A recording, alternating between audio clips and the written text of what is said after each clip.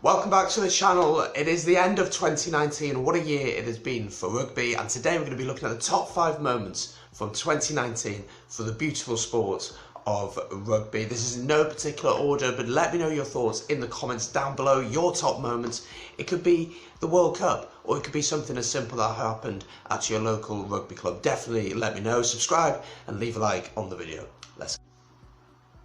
So number 1 has got to be the Rugby World Cup and South Africa winning it. What an occasion it was. Japan were fantastic hosts. They were so welcoming, so accommodating, so hospitable. It was an incredible event. I didn't get an opportunity to go out there, but what I saw and the stories I've heard from different fans around the globe, it seemed like it was an incredible event. There was some great rugby on show. My team Wales getting to the semis. Didn't feel like we kicked on properly and we really got flowing.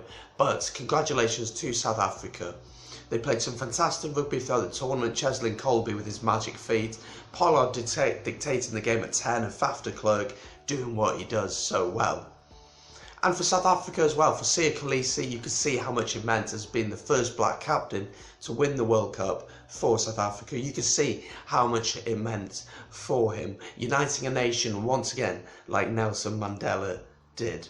The World Cup was a fantastic event. Absolutely loved watching so many different games and seeing so many different teams which had improved and maybe some that hadn't improved as much as we'd have hoped.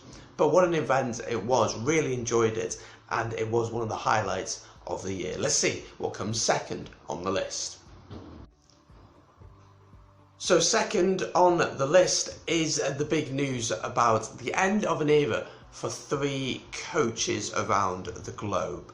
First of all, we start with Warren Gatland, who was appointed head coach of Wales back in 2008 after Wales had lost to Fiji in the Rugby World Cup. As a Welshman, it's a painful thought. Joe Schmidt came into Ireland as well, and he had an impact, taking them to number 1 and beating New Zealand along the way while winning a Grand Slam. And of course, Steve Hansen winning 2 World Cups with New Zealand and getting to another semi-final this year. Therefore, all 3 of them have called time on their international careers, coaching their national side, and Gatland's going back to New Zealand to help out with the Chiefs, and then will be the Lions coach from 2021 in the tour in South Africa against the world champions. Hansen has gone over to Japan to coach some club rugby for a few months, and we're not sure really what's happening with Joe Schmidt. It's going to be interesting to see how the different replacements, so Ian Foster at New Zealand, how he does, how Wayne Pivac does in Wales, and how Farrell does in Ireland. It's going to be interesting to see how they do, but it's been an incredible reign for all 3 of them, and each nation can be very proud of their coaches. But it's an end of an era, and it's time to go on to number 3 in the list. Speaking of Warren Gatland, we have to talk about this year's Six Nations as Wales won the Grand Slam. Wales against France, the first game on the Friday night, and at half time it was not looking good as Wales were trailing by around 12 points. I think it was 15 points or something like that, and yeah, it wasn't looking good, but we came back, we got our shit together basically and started to play good rugby. It was very, very nervous, as you can understand, but when Van Mahina tried to throw that ridiculous pass and George North intercepts it and we're in, Gatland did say before the game, if we win the first game, we will be Six Nations champions, we'll win the Grand Slam, and that's what we did. We didn't play beautiful rugby, but we got the win, and it was built on defence, and that was quite incredible to win that. England obviously were the team in form in the tournament, so they smashed Ireland, then they played against Italy, I believe, and they smashed them, then they came against Wales, and that lovely cross kick from Dan Bigg and Josh Adams getting in at the corner. But it was interesting to see that our defence was strong enough to win this year's tournament. It wasn't a classic tournament by any stretch of the imagination, but it's certainly something to remember from 2019. The 4th point, moving away from the international scene, has got to be about Saracens being deducted points for salary cap law breaches.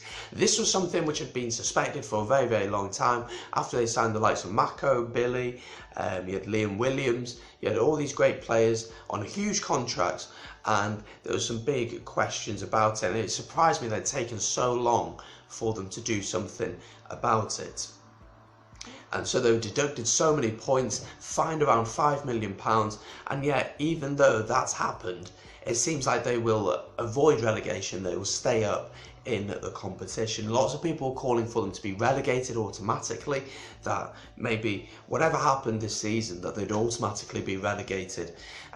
It's a tough one, and I'm sure there are other clubs who will be investigated because of it. I have question marks over certain teams, which I will not name, but I do have question marks over how they are affording some of their players. But it seemed like finally the league and the rugby boards were taking this seriously and really addressing the problem, because Saracens have been so dominant.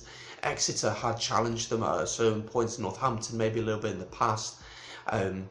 But yeah, finally it seemed as if club rugby was doing something about this situation. So the fourth point has got to be about Saracens, and in reality it won't affect them all that much. And the fifth point to finish off with, the fifth big talking point of 2019, or moment of 2019, is the law changes to tackling, which affected the year so much. We saw at the Rugby World Cup, any high tackle was straight away TMO, and the first question was, is this a red card? And work your way down. It's interesting to see that they're following that policy of working their way down, but does it spoil the game? Yes, we want to get the balance right between player safety, but also between these things happen, mistakes can happen, and really, is it in the, what's the word I'm looking for? Is it in the flow of the game? Does it flow with the game? Is it in the way the game is going? Football, I think, really struggles with that with VAR. Having someone possibly 300 miles away looking at a screen doesn't work. At least the TMO is usually within the ground and can sense the occasion, can sense what's going on. But it's a big question, isn't it? Has it worked? Obviously, to keep players safe, it's absolutely so important.